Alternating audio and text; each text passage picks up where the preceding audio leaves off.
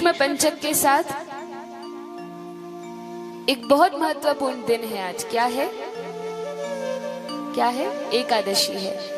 इसको उत्थान एकादशी कहते हैं या देवउठनी एकादशी कहते हैं। एकादशी भी है।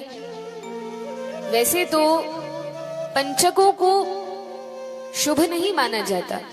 जब पंचक होते हैं और पंचकों में यदि किसी की मृत्यु होती है तो वो बहुत अधिक शुभ नहीं होता, लेकिन यह जो भीष्म पंचक है यह अति शुभ माने गए हैं। देखिए, भगवान से जिसका भी संबंध जुड़ जाता है, फिर वो कोई तिथि हो, नक्षत्र हो, स्थान हो, दिन हो, कुछ भी हो, कोई व्यक्ति हो, पशु हो, कोई भी हो, वह शुभ और पवित्र हो जाता है।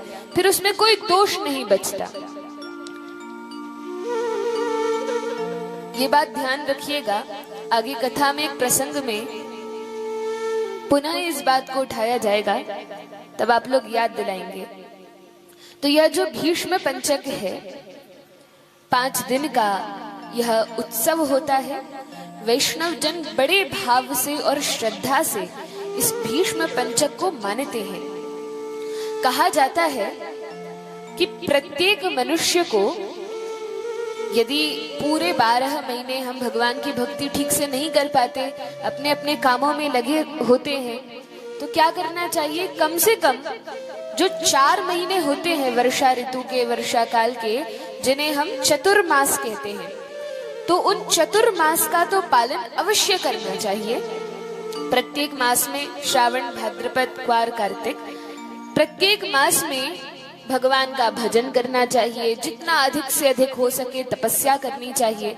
तभी तो सारे और भौतिक मांगलिक कार्य जो होते हैं, विवाह इत्यादि, वे बंद कर दिए जाते हैं, ताकि जितने भी लोग हैं पूर्ण मनोयोग से केवल भगवान के भजन में लग सके। लेकिन यदि कोई व्यक्ति चतुर्मास का भी पालन ठीक से न कर पाए, इसमें भी तपस्या पूर्वक, संयम पूर्वक खूब अधिक भजन न कर पाए, तो कहा कि कम से कम जो चतुर्मास का 4था महीना है, कौन सा है?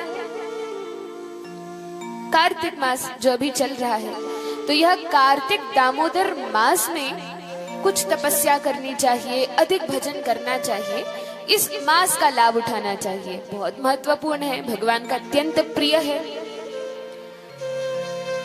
वैसे तो ये राधा रानी का महीना है। पुरुषोत्तम मास जो है, जिसको अधिक मास या मलमास कहते हैं, वह भगवान श्री कृष्ण का महीना है।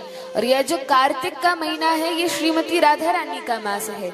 इसलिए भगवान को कार्तिक मास और अधिक प्रिय है, तो इस कार्तिक मास का पालन करना चाहिए। अब यदि कोई व्यक्ति पूरे कार्तिक मास में भी ठीक से भजन न कर पाए, जो भी नियम लिए हैं उनका दृढ़ता पूर्वक पालन न कर पाए, तो कम से कम कार्तिक मास के जो अंतिम 5 दिन होते हैं, जिन्हें भीष्म पंचक कहते हैं, इनका तो बहुत अच्छे से पालन करना ही चाहिए। कैसे पालन करना चाहिए? तो कहा कि सर्वप्रथम तो सुबह जल्दी उठकर, ब्रह्म मुहूर्त में उठकर और भगवान की पूजा करनी चाहिए। अब हम तो वृंदावन में हैं, ये तो सोने पर सुहागा जैसा हो गया। हम सुबह उठें और किसी भी मंदिर में मंगला आरती दर्शन के लिए निकल जाएं, यह तो सर्वोत्तम बात है, यह तो अवश्य करना चाहिए। तो आज जो भी लोग सुबह सुबह भगवान की मंगल आरती में गए, ये तो धन्य है। और जो नहीं गए, तो ठीक है, आज एकादशी है, हम कथा सुन ही रहे हैं।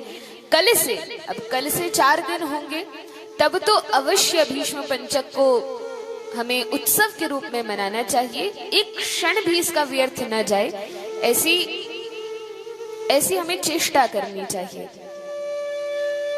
भगवान के नाम का जितना अधिक से अधिक हो सके हम जप करें, कथा सुने, पूरा समय भक्ति में ही लगाएं और प्रयास करें कि इधर उधर की बातें बंद ही कर दें। 5 दिन तो हम संयम से रह सकते हैं, इसकी निंदा उसकी निंदा, इससे पूर्ण रूप से हटकर यदि कोई बात भी करे तो केवल भगवान के विषय में बात करें, केवल सत्संग के विषय में। 5 दिन तो हम इतना कर ही सकते हैं, बाकी तो फिर हम अपने मन मर्जी से ही सारा कार्य करते हैं।